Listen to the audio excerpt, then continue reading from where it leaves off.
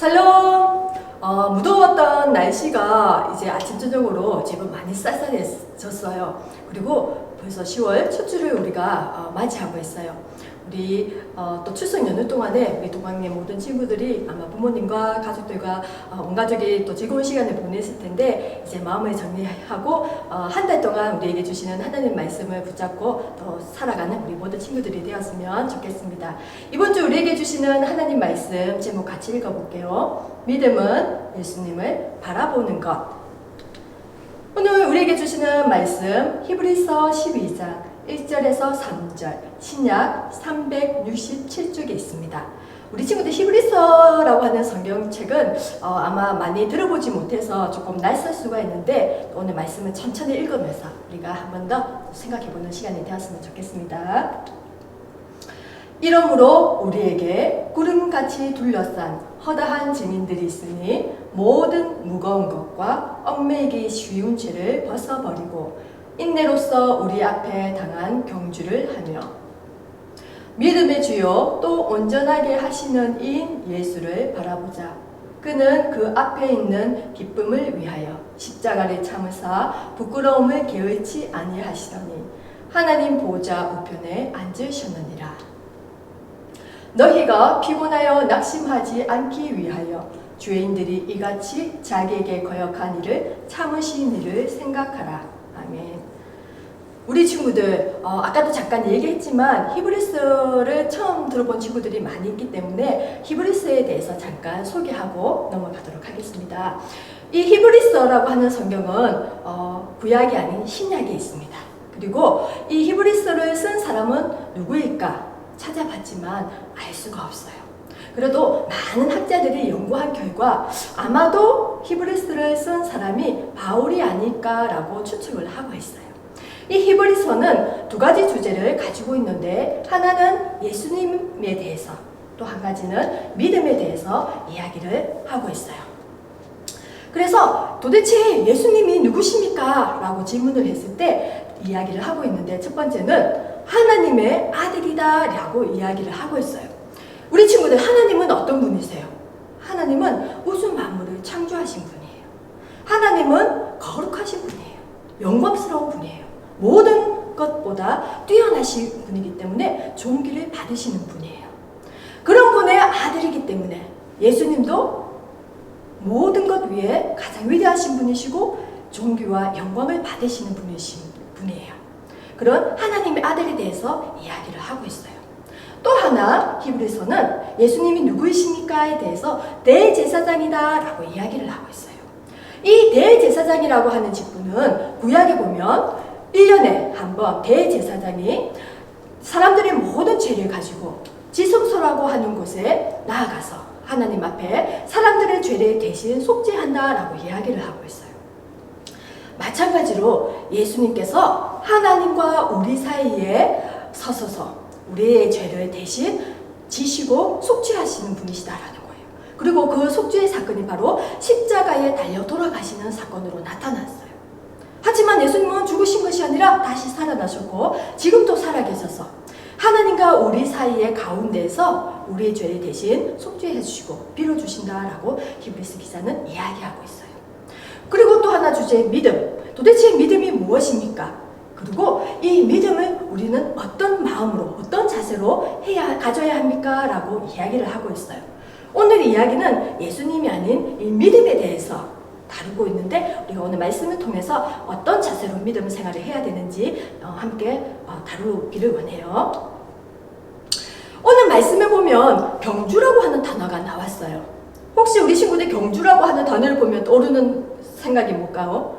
차를 타고 저기 서구랑 불국사 천문대 경주로 간다가 아니고, 경주는 누가 빨리 달리기를 잘하는가 겨루는 것이 경주예요. 그래서 이 경주에 보면 여러 가지가 있잖아요. 그죠? 100m 달리기 경주도 있고, 마라톤 같이 긴 달리기 경주도 있고, 아니면 장애물을 넘는 경주, 여러 가지 경주가 있는데, 결론은 누가 가장 빨리 결승선에 들어오는 것인가가 중요하겠죠.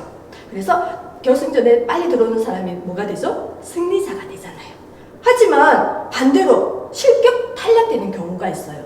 어떤 경우일까요? 예를 들면 달리기를 하다가 목이 말라, 배고파, 가서 물 마셔야지, 빵 먹어야지 해서 경기를 멈추고 빠져나오면 탈락이에요.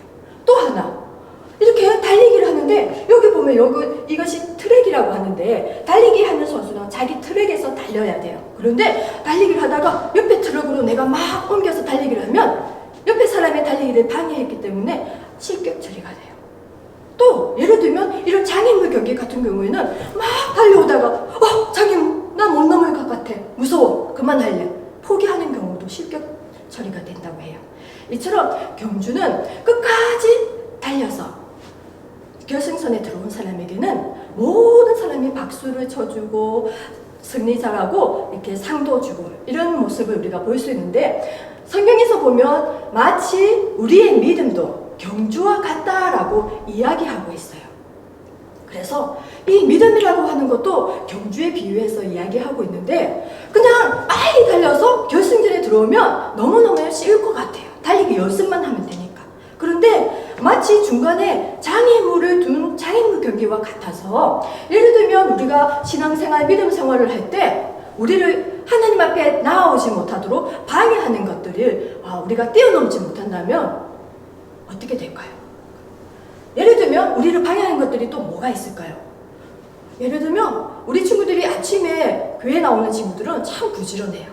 다른 친구들보다 일찍 일어나서 학교 갈 때처럼 옷을 입고 준비를 하고 교회에 나오는데, 이것이 너무 힘든 경우가 있어서 많은 친구들이 아침에 일찍 일어나서 교회 오는 게 너무 힘들어, 나 이제 그만할래, 집에서 더 잘래 하는 친구들이 꽤 있어요.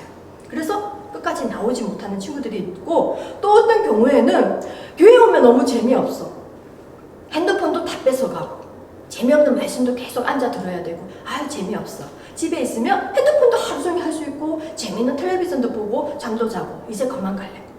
여러 가지 이유로 우리가 하나님 앞에 나아오는 것을 방해하는 것들이 있다라는 거예요. 그런데 그것을 잘 뛰어넘고 극복하면 어떤 일이 있다고 했죠? 승리자가 되는 거예요.